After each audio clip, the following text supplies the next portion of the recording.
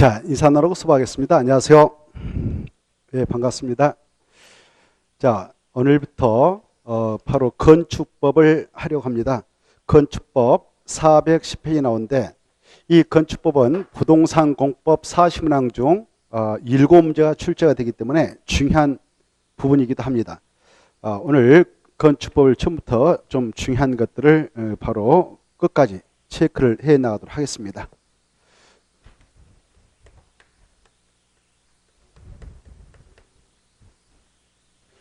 7문제 나오고요.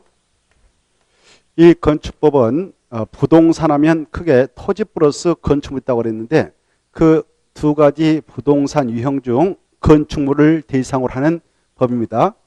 이 건축물을 건축 사용할 때 규제해서 공공리 증진에 이바지해 나가도록 하겠다는 법이 건축법으로서 이 건축법은 먼저 재정 목적이 나오고요.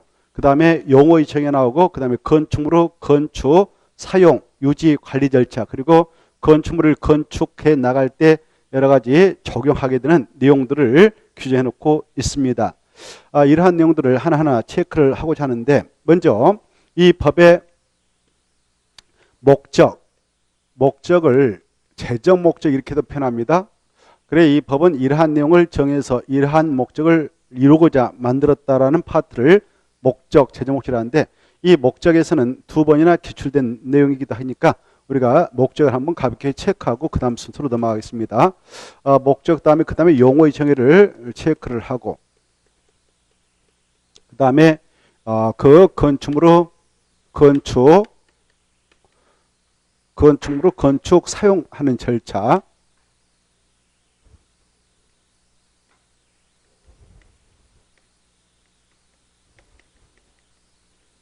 사용, 유지, 관리, 절차 이런 것들을 체크해 나가도록 하겠습니다. 먼저 목적을 보면은 이 법은 이러한 중요한 4가지 사항을 규정해 놓고 있다는 것을 미리 밝히고 있습니다. 어떤 것을 규정하고 있느냐? 이 건축물을 건축하려면 이렇게 도로 주변이면 주변에다가 대지를 조성하거든요. 대지 조성해서 이 안에다 이렇게 건축물을 건축해 나가게 될 건데요.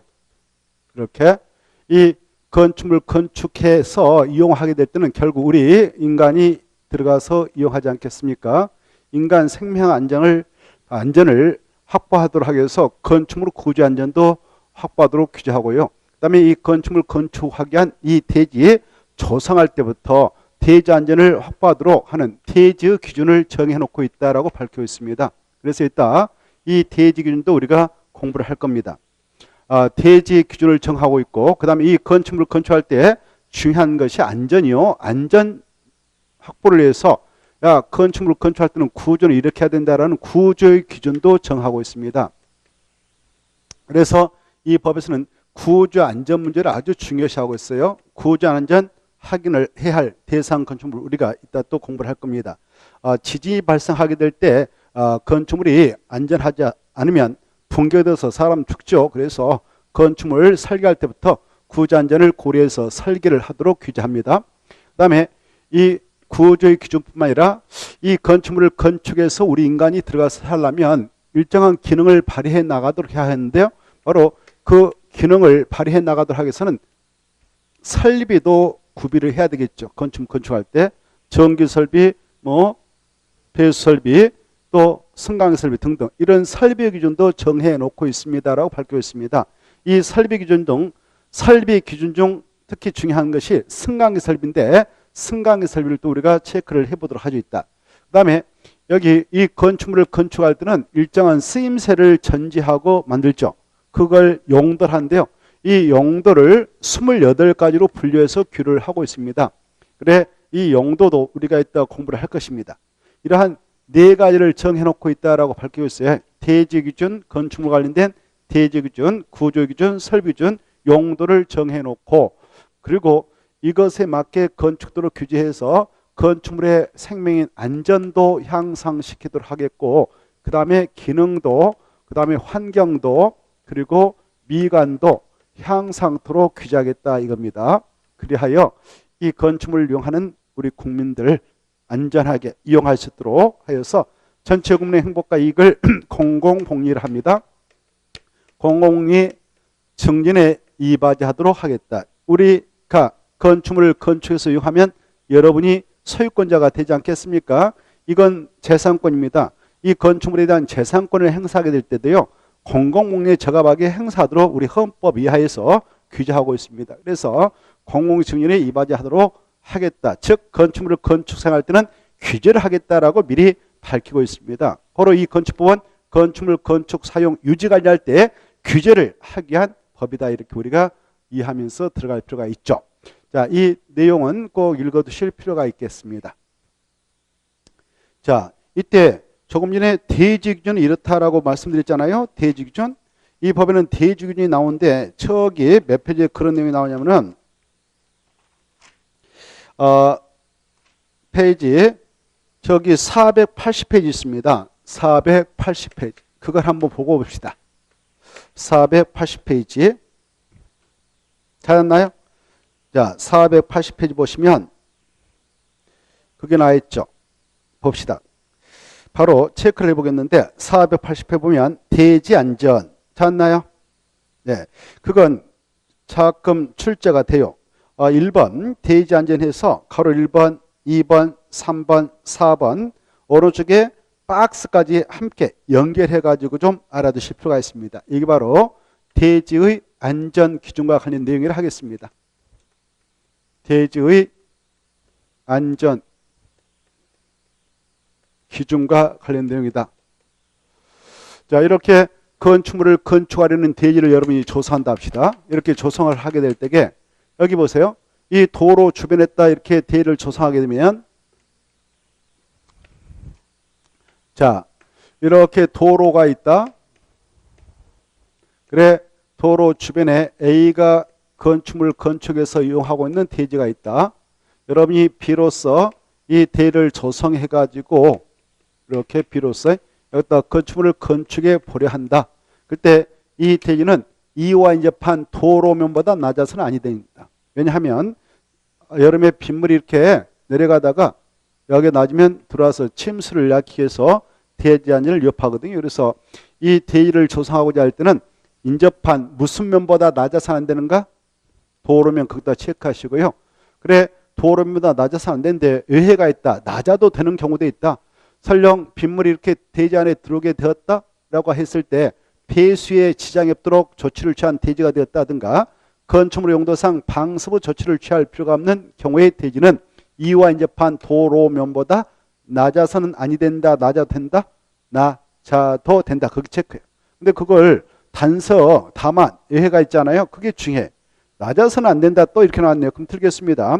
배수의 지장이 없거나 바로 그 건축물 용도상 방수부 필요가 없는 경우에는 인접한 도로면보다 낮아도 된다. 이렇게 하시고 두 번째 대지의 안전 기준과 관련해서 여러분이 이렇게 대지 하나 구입했습니다. 이렇게 대지 하나 구입했는데 여기 보세요.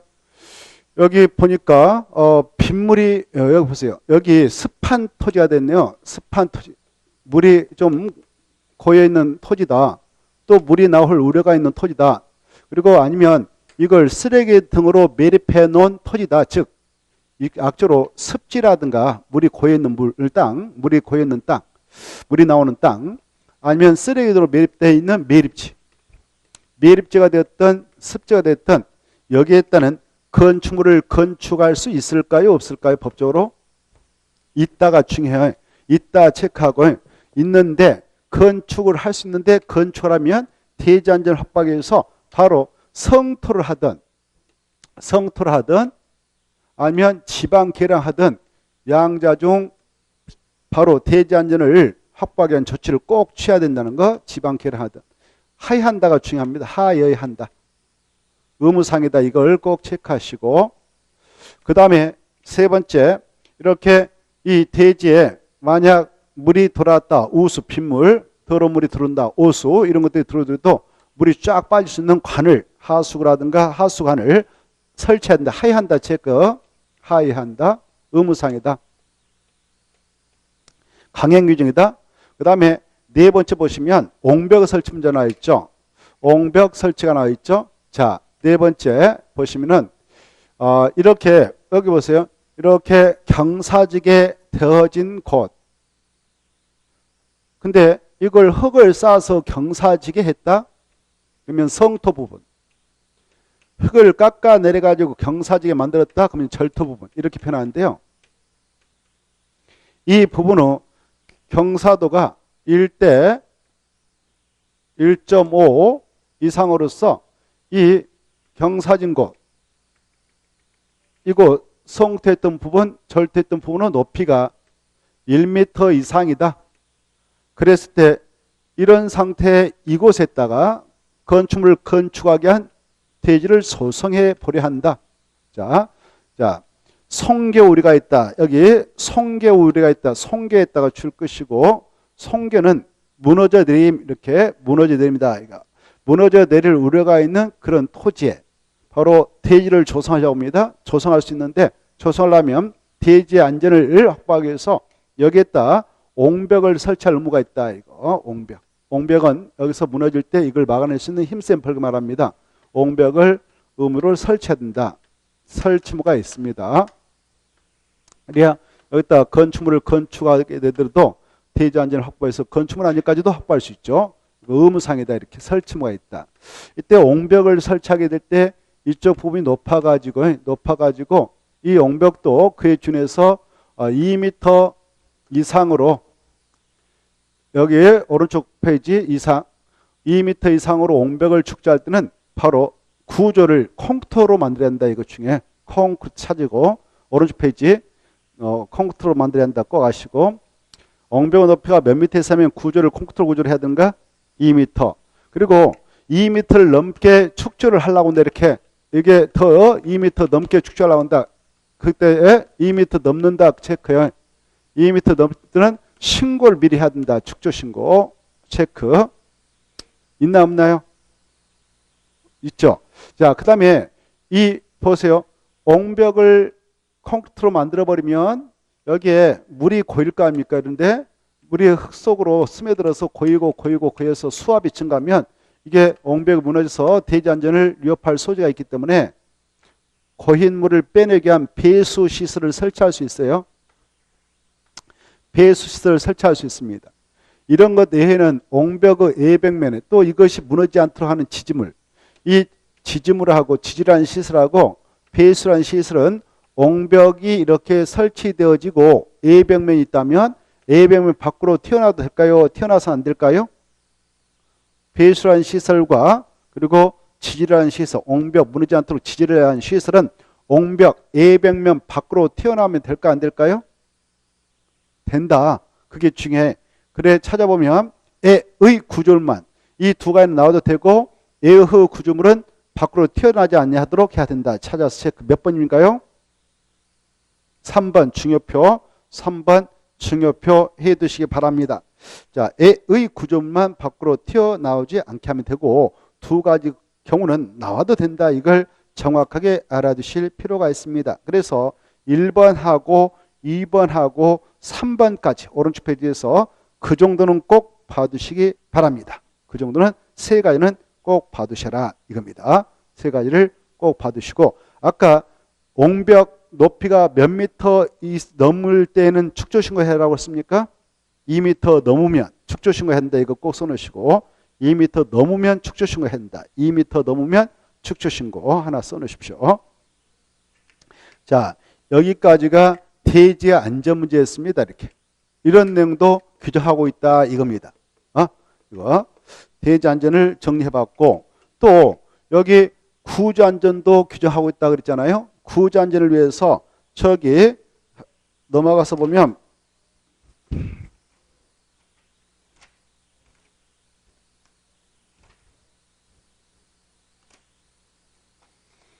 구조 안전을 확보하도록 하기 위해서 거기에 보면 몇 페이지냐?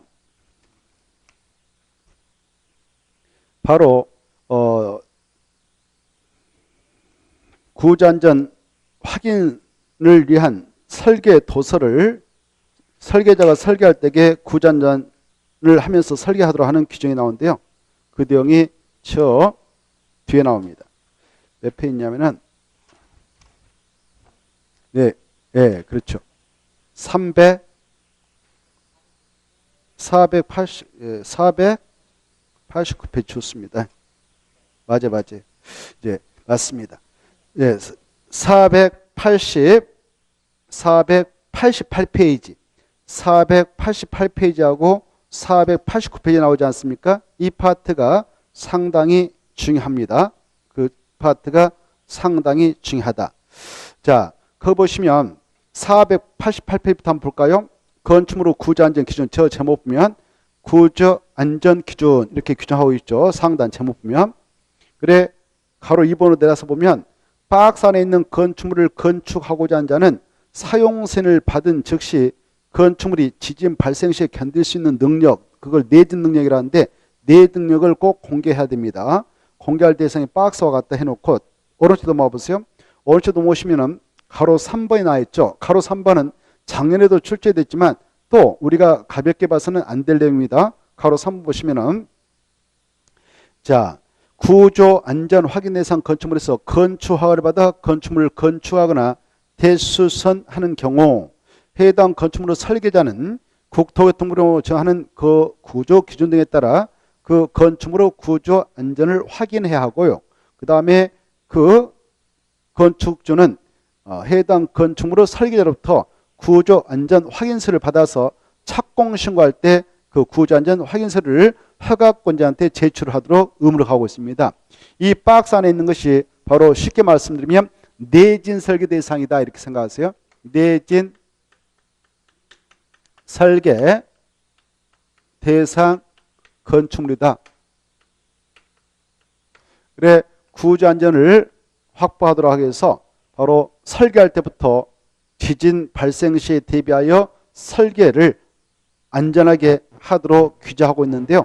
그 내용 1번부터 9번까지 있죠. 여러분은 1번부터 9번까지 좀 중요해 가지고 자주 봐두시되 그 중에서도 1번과 2번과 9번을 먼저 보시고 1번과 2번과 9번을 먼저 보시는 것이 중요하다. 1번 층수가 몇 층 이상이면 내진 설계해야 되는가? 2층 이상. 근데 문제는 나무로 된 집입니다. 가로 안에 보면 목구조의 건축물 그따 줄 거예요. 목구조의 건축물은 3층 이상일 때 2층까지는 안 해도 된다 그 말이죠. 2번 이 연면적이 얼마 이상이면 층수와 무관하게 해야 되냐? 200입니까? 나와있죠. 찾았나요? 200정부터 이상이다. 근데 나무로 된 목구조의 건축물 얼마입니까? 500이다 이렇게 돼 있죠. 목구조로 된 건축물은 500. 목구조로 된 건축물은 500. 이 두 가지를 잘 알아주셔야 돼요. 그래, 내진 설계 대상 건축물 보니까 나무로 된 집은 목구조의 건축물은 보세요. 목구조로 된 건축물인데 그게 2층이면서 연면적 300제곱미터짜리 건축물이다. 그러면 내진 설계해야 할 의무 대상입니까? 아닙니까? 아닙니다. 그래, 그 두 가지 요건 중 하나의 요건만 충족하면 내진 설계 대상이지만 그 두 가지 요건 모두 다 충족되지 않으면 내진 설계 대상이 아니다. 이거 가지고 한번 작년에 출제한 바 있으니까 참고하시고, 그 다음에 이제 저 9번 있지 않습니까? 9번 가지고 그 우리가 잘 생각해야 되는데요.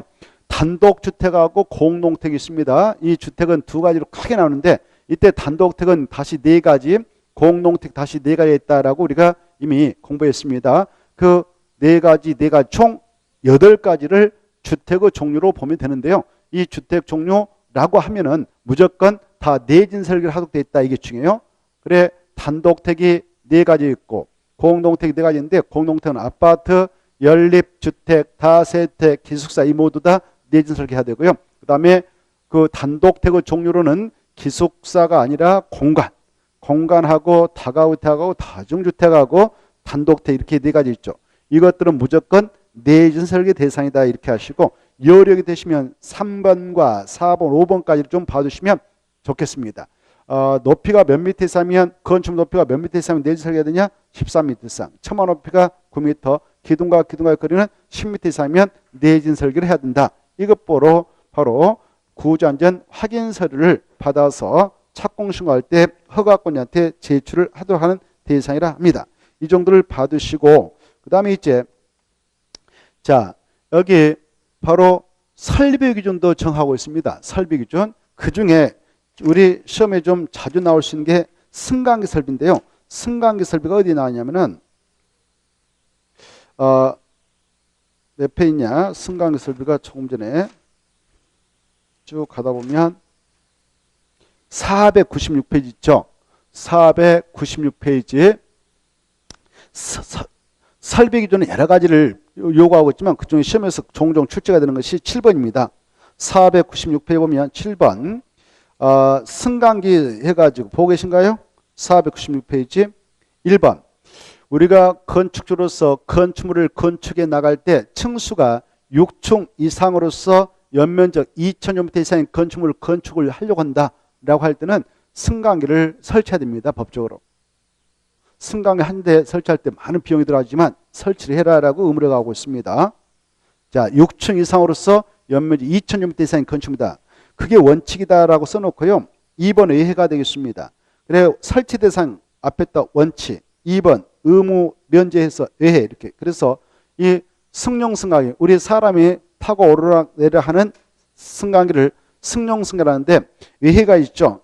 층수가 6층으로 딱 끝나버린 건축물로서 각 층 거실 바닥 면적 300제곱미터 있는 바다 1교시 이상 직통계단 우리가 지금 이용하고 있는 계단이 직통되어있는데 그런 것들이 설치되어 있는 건축물은 설치 의무는 면제되어집니다. 하는 건 자유지만 그 다음에 8번 이 비상용 승강기는 저 상단에서 바로 버튼 누르면 1층까지 내릴 수 있는 승강기가 비상용 승강기인데 이것은 높이로서 설치를 해야 할 대상을 규정하고 있죠. 높이가 몇 미터를 넘으면 승용 승강기뿐만 아니라 비상용 승강기를 추가로 설치해야 되는가?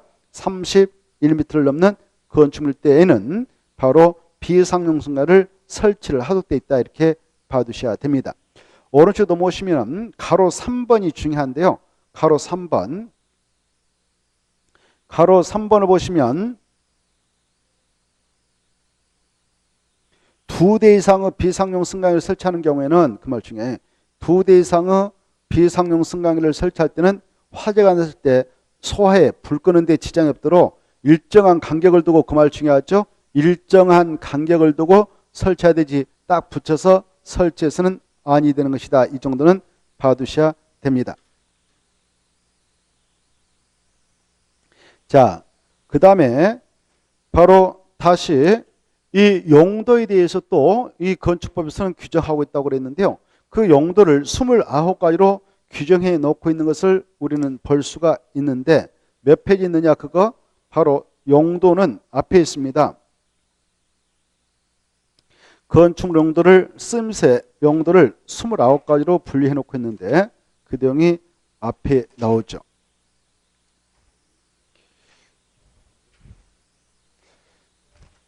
자, 427페이지 나옵니다. 427페이지 나오죠. 제일 위에 보면 건축물 용도를 하면 그 체크하세요. 427페이지 427페이지 427페이지 427페이지 보면 건축물 용도란 이 뜻도 좀 읽어두셔야 돼요. 그대로 나오니까 건축물 용도란 건축물의 종류를 유상, 구조, 이용, 목적, 형태별로 묶고 분량성화한다 이 뜻이니까 알아주시고 그때 용도에 따라 맞춰서 29개를 써놓으세요. 건축물 용도는 몇 개로 분류해서 규정하고 있는가? 29개. 그래 이제 동그라미 2번 이 건축물 용도부가 29개 나오는데 1. 그 건축법 시행령 3조 5호에 의해서 29가지로 분류되고 있음을 볼 수 있습니다. 1번 단독태 2번 공동태 3번 1종 근린생활설 4번 2종 근린생활설 그 다음에 넘어가서 보시면 5번이 문화및 집회시설 6번 종교시설 그 다음에 7번 판매 그 다음에 운수시설 의료시설 교육의용구시설 쭉 있죠. 노유자 수련시설 운동시설 업무시설 숙박시설 유락시설 공장 창고시설 위험물 저장물 처리시설 자동차 관련시설 동물 및 식물 관련시설 자원 수남 관련시설 교정 군사시설 방송통시설 발전시설 묘지 관련시설 관광시설 장례시설 야영장시설 이렇게 해서 총 29가지가 있습니다. 이 건축물 용도에서요, 함재가 출제되기도 합니다. 자, 그래 시험에 나올 걸 다시 한번 체크해 보겠는데요. 이 건축물 용도에서 여러분이 좀 공부해 둘 것은 427페이지 427 보면 단독택하고 공동택 있지 않습니까?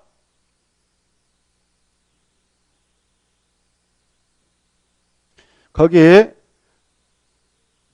두 가지를 꼭 구분하십시오.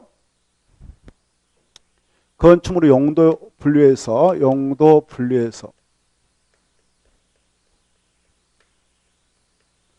먼저 이 주택은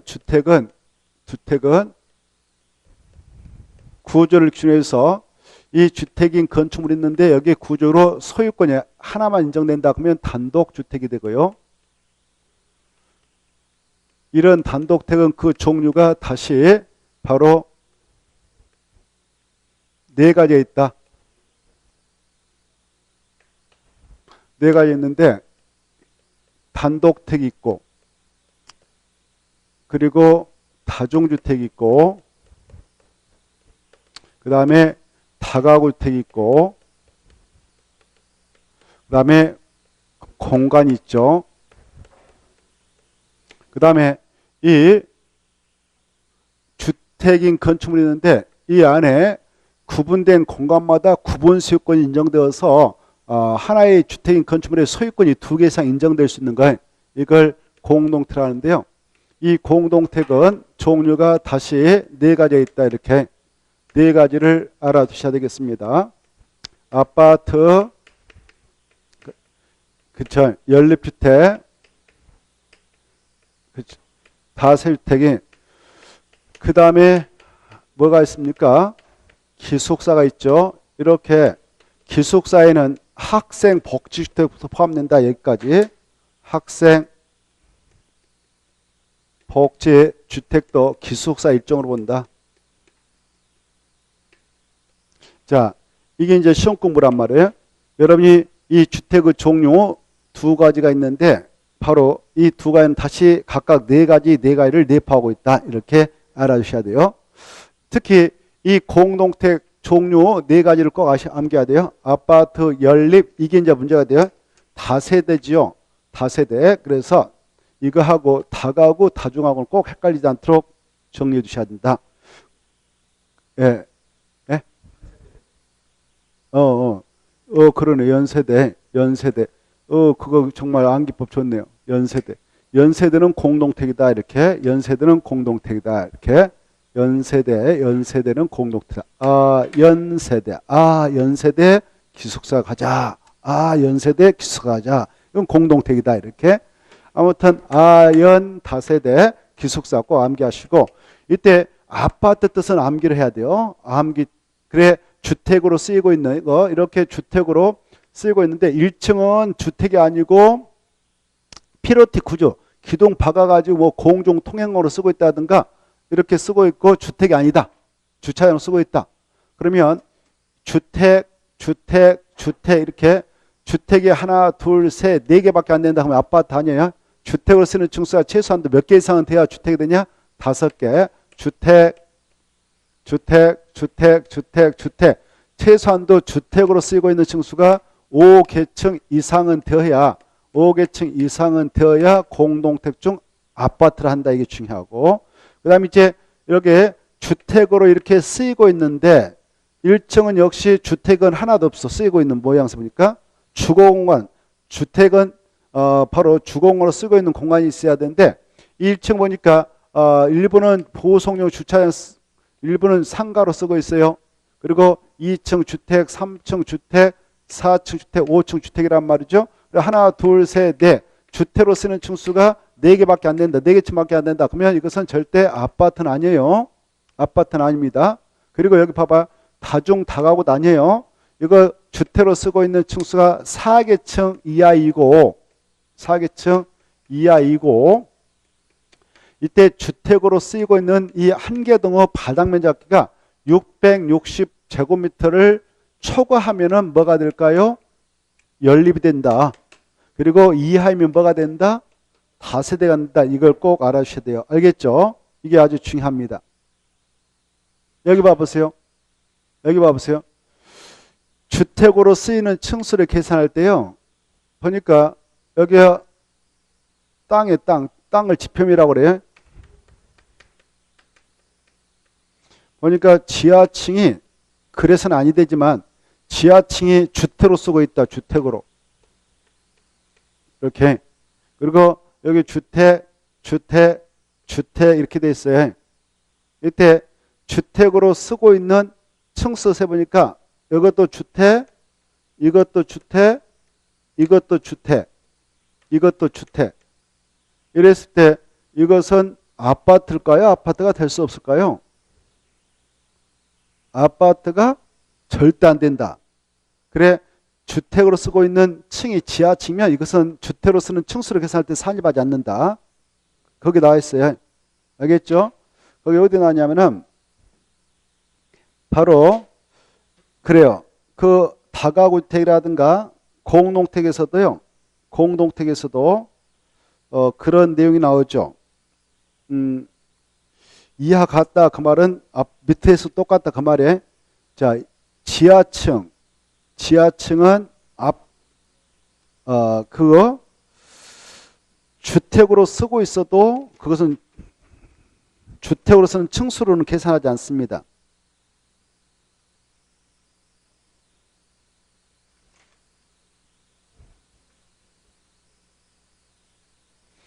여기 봐보세요.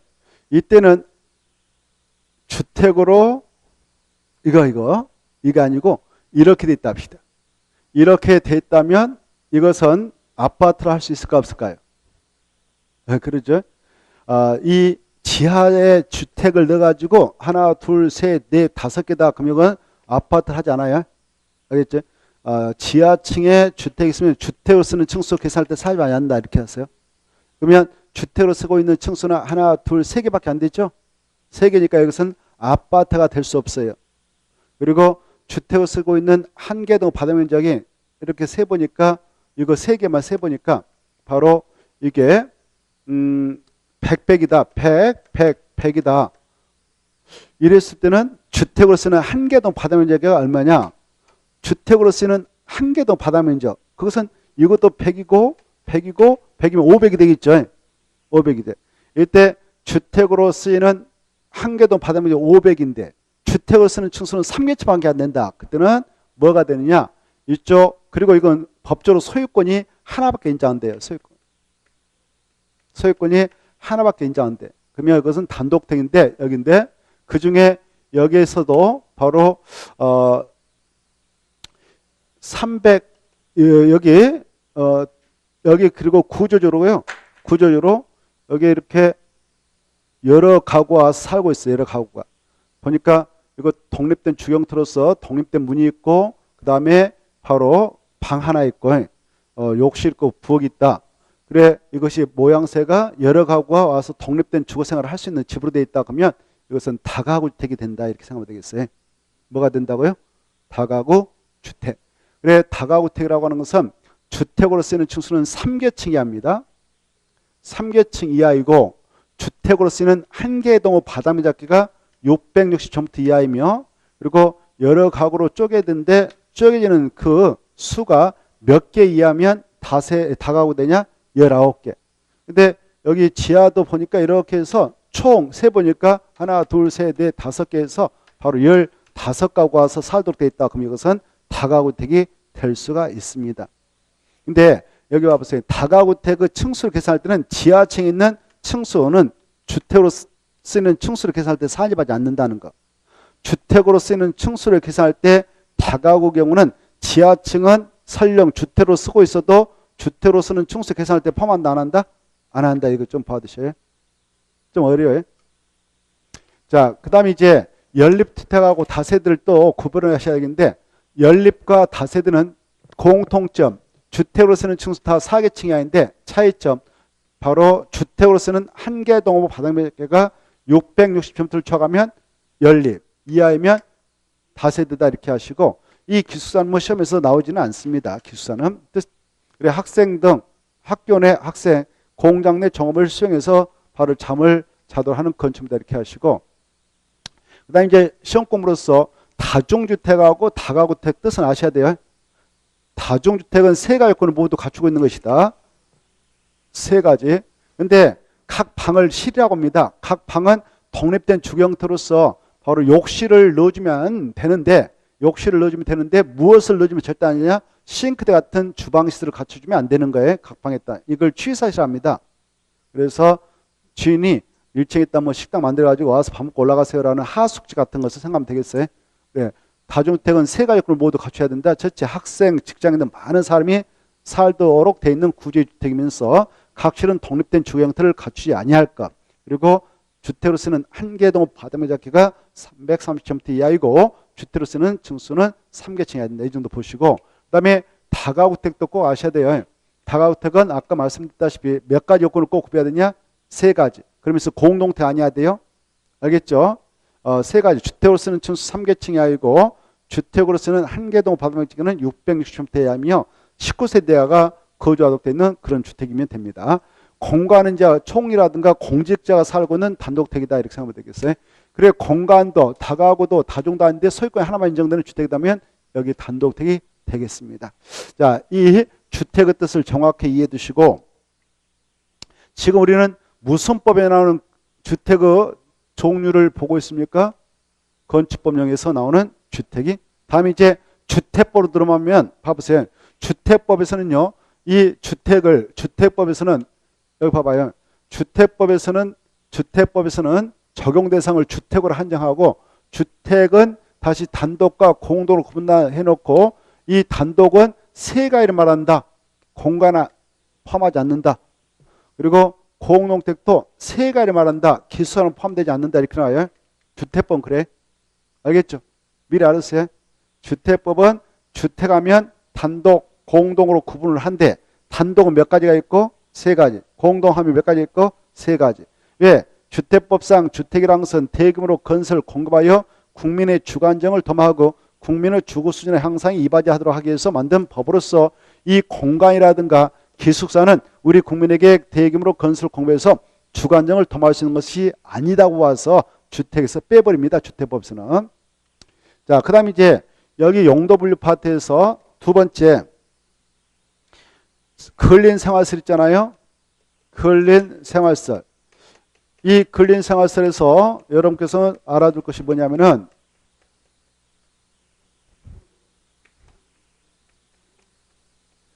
가까울 건, 이울린. 우리가 일상생활에서 가까이 있고 이웃에 있기에 자주 이용하는 시설이 근린 생활설인데, 이 근린 생활설은 다시 두 가지로 분류하고 있죠. 제1종하고 제2종으로 분류를 하고 있습니다. 제1종하고 2종으로 분류를 하고 있죠.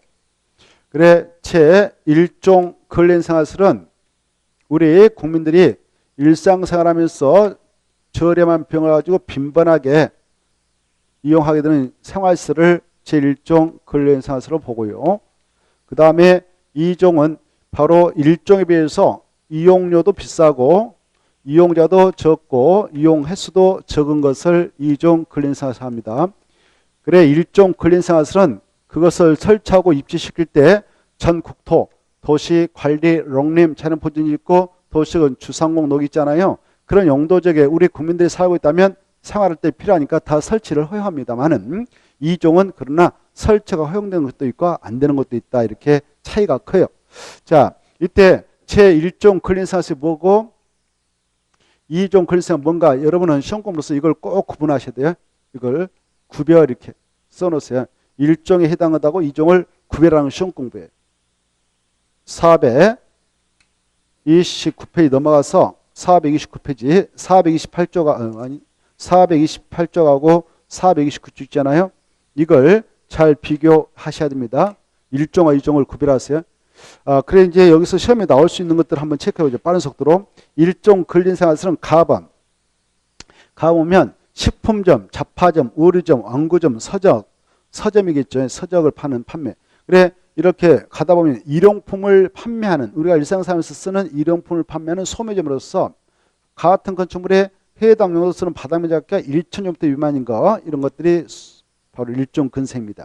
4번 휴게 음식점 하나 봐두시고 300점부터 미만인 거. 답은 이용원, 미용원, 목욕장은 일종입니다.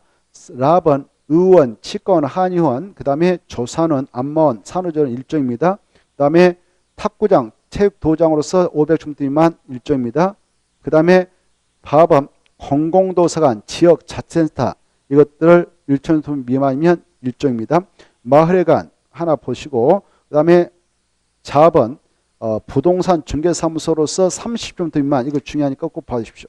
2종 근린생활설에서 오른쪽 넘어오시면은 바로 총포함에서 그 다음에 사진관 그 다음에 휴게 음식점 중 바로 500점부터 300점부터 이상인 거 그 다음에 자본 일반 음식점 차본 장의사 동물병 동물수 중요하고 그 다음에 그 쭉 내려가서 독서실 기원 꼭 봐두시고 팝은 테니스장 골프 연습장 중 바닥 면적 합계 500점부터 미만인 거 꼭 봐두시고 하번 부동산 중개사무소 중 500점부터 미만인 것이 2종인데 1종에 해당하는 지역 그러면 30점부터 이상부터 500 미만까지만 그게 중요해. 30점부터 이상부터 500점부터 미만만 2종이고 30점부터 미만인 부동산 중개사무소는 1종 근린생활설이라고 꼭 봐주시고 그 다음에 이제 급은 다중생활설 중 500점부터 미만인 거 이상이면 숙박설입니다. 그 다음에 덥은 잘 나와요. 단란 주점 중 150점부터 미만은 2종인데 이상이면 유락설이다 쓰시고 안마시소 노림상 중요하죠. 2종입니다. 넘어가시고 그 다음에 이제 5번 문화및 집회에서는 마법만 봐두세요. 동물원 식물은 문화및 집회스다.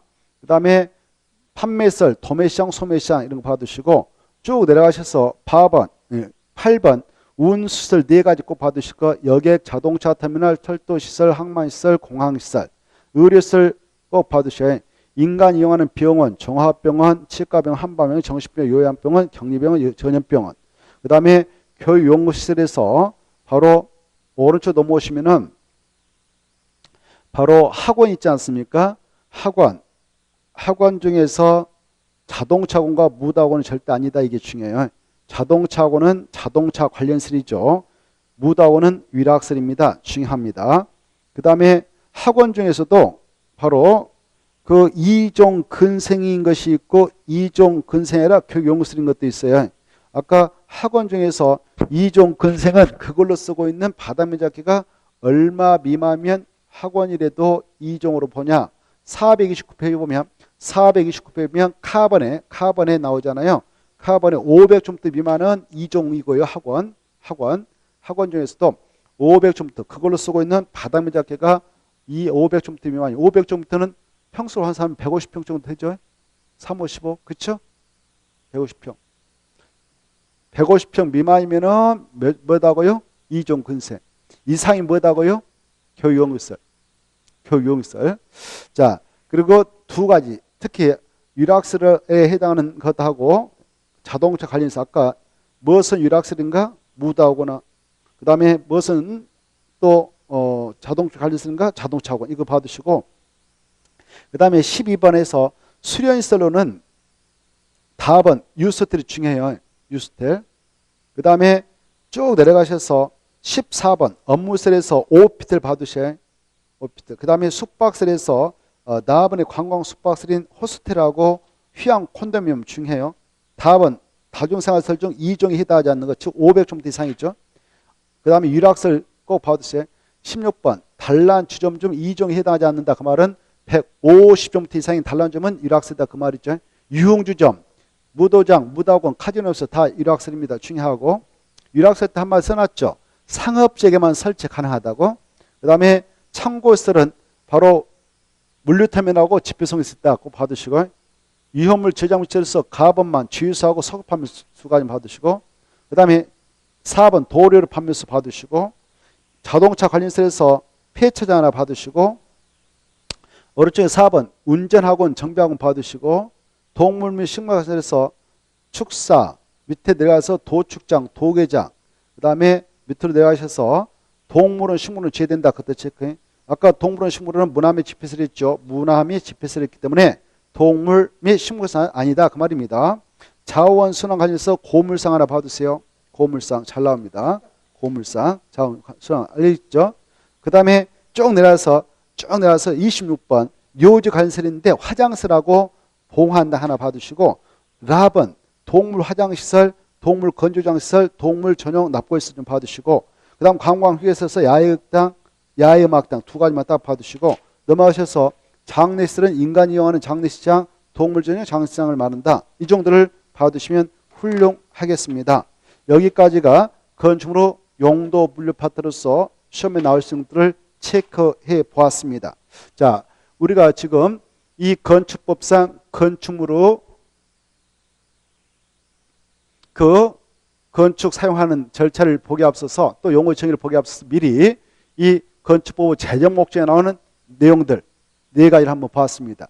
이 건축법은 건축물로 대지의 기준, 설비 기준, 구조의 기준, 그리고 그 용도에 대한 내용을 규정하고 있습니다라고 하는 것을 보았어요. 지금 알겠죠?